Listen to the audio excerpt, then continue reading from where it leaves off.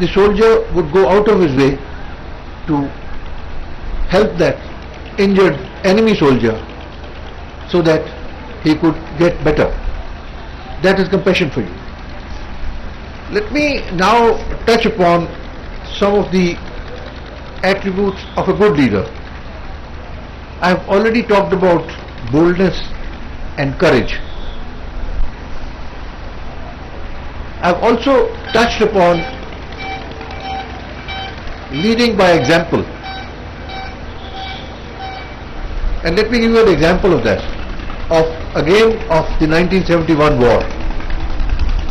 We had a corps commander by the name of General Sagat Singh, and a large number of his brigades were spread all along the eastern border of now Bangladesh, starting from Sylhet in the north, going southwards all the way to Chittagong, over a total distance of approximately 2000 kilometers. But this corps commander, General Sagat Singh, would every morning get into his helicopter and visit the total of 7 brigades which were deployed over this entire distance of about 1600 kilometers every morning, talk to each brigade commander, guide him for the plans for the day, and get back to his base only by the evening. And it so happened a number of times that while he was flying, a large amount of firing took place on his helicopter. At times, when they landed after flying, they found a number of bullet holes in the helicopter, but that did not stop the corps commander from visiting his forward brigade commanders, encouraging them, and it is because of such acts that his corps achieved the biggest victories in the Bangladesh war, and the entire eastern Bangladesh was occupied and captured within a period of 8 days. Next, the attribute that a leader must have is he must plan forward. He must think ahead. He must plan ahead. A live example for today's functions which have been held today in this institution, your management, the Sanskriti group of higher management people, and you all have gone ahead and planned for it for I think more than a month. That's what I heard.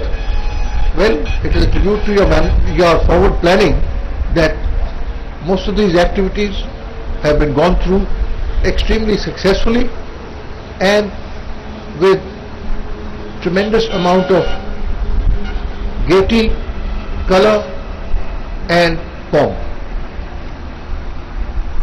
Coming to a little more serious example, you know, when in March 1971 the then Prime Minister Indira Gandhi called the then Army Chief Field Marshal SHFJ Manekshaw to launch an attack on East Pakistan. Field Marshal Manekshaw's response to the Prime Minister was, "Madam, if I launch an attack immediately, I cannot assure you of 100% success. And since this is a very important operation, I would like to assure you of 100% success. For that, we need to build and carry out forward planning within the army, and you, as a Prime Minister, need to carry out forward planning at the international level to convince the international community that the action that India is going to take is very just, righteous and humanitarian. Therefore, I need to work on my army, and the rest of the Air Force and the Navy have to work on their plans before we go in for a decisive battle. So, at that time, Madam Indira Gandhi agreed to this suggestion. Instead of going in for a battle in March 71, ultimately the war started in December 71, but because in that period the Army, Navy and the Air Force had done detailed planning, detailed forward thinking, they were ready for all eventualities, and as a result, at the end of it, when the war actually started, it just lasted for 10 days to achieve a totally decisive victory. You also need to have ingenuity and innovation to be a good leader. Besides that, a good leader must win the trust and confidence of the men he commands, so that they are prepared to lay down their lives on the orders of this leader. And lastly, but very importantly, there has to be a very principled approach by a leader, and he must not only be fair, he must seem to be fair at all points in time. I also want to tell you that we in the military, whether it's Army, Navy and the Air Force, we do not differentiate between caste, creed and religion. We remain totally apolitical and treat everyone alike. Good acts are appreciated, bad actions are improved upon. Once when I was a chief, I was asked as to what is the single factor for the success of the Indian Army. And I had no hesitation in saying that it was our young leadership which made all the difference. And let me prove this by a small example.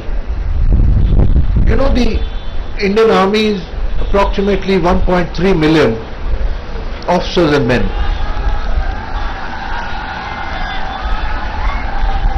The ratio of officers to men is approximately 1:30.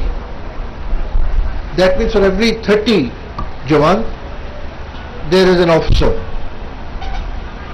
While this ratio is fine when we are existing today, but in all the wars that India has fought since independence, whether in 47, 48, 62, 65, 71, the Kargil war and all the counterinsurgency operations, the ratio of casualties or the ratio of people giving their lives has been, for every 8 Jawans, 1 officer has died.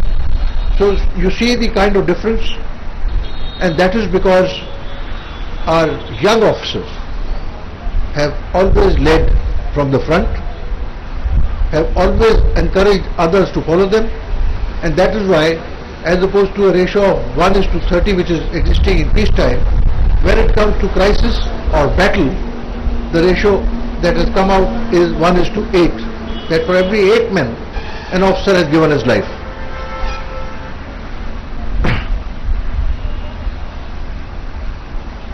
There was a famous journal called Journal MacArthur, an American journal.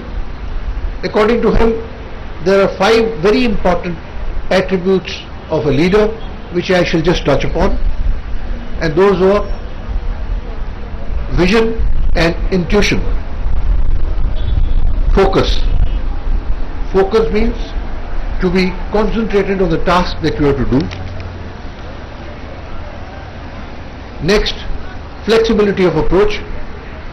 that you must not have rigidity of mind, but should be prepared to take advantage of fleeting opportunities and have flexibility of approach in getting your success. And lastly, exploitation of technology. Ladies and gentlemen, in today's world, the technology is moving very fast. A leader who is well versed in technology, and I think that is where your BTech and your MTech will come in very handy. All of you, therefore, have basic wherewithal, the basic capability to be good leaders when you have mastered technology. Whether it is use of surveillance and transparency, use of cyber warfare, use of space warfare, use of information warfare, technology has played a very important part, and a good leader, if he has good technology background, will always be an excellent leader. And finally, I just want to touch upon what a good leader should not be doing, and the qualities that a good leader should not have. There are just 3-4 of them. Firstly, he should not be a status quoist. He should not be happy with moving along with the flow of things, but look at every aspect carefully, examine it and try and improve upon it. He should be prepared to accept changes, he should be prepared to work for changes, and he should be prepared to improve things. That is the only way that he would be able to carry the organization forward. Last but not the least, he should not be indecisive.